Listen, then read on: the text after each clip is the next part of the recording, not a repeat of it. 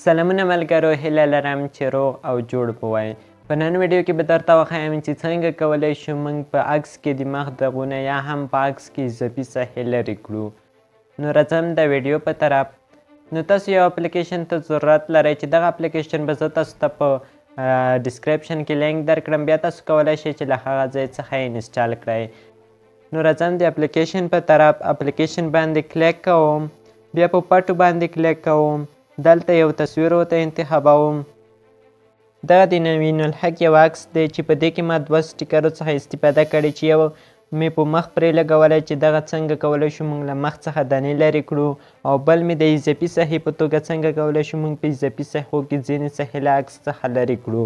نو لومړی په دې کې راځم، ډېرې اپشنې دي خو موږ د ویډیو په مطابق یوازې په همدې اپشن باندې کار کوو.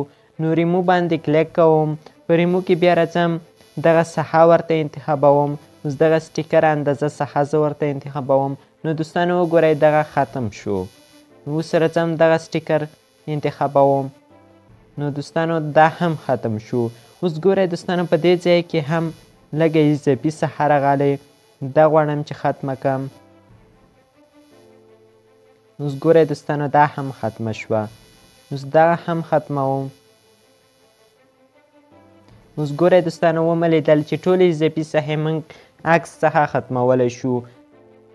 که چیرې ویډیو مو خوښه شوې ویډیو در سره لایک او شیر کړئ. که چیرې غواړئ چې الفا کورس موږ سره تر پایه تعقیب کړئ نو حتما زموږ یوټیوب چینل در سره سبسکرایب کړئ او خپل نظر مو حتما موږ سره په کمنټ کې شریک کړئ چې آیا الفا کورس تاسو ته ګټور دی او که نه.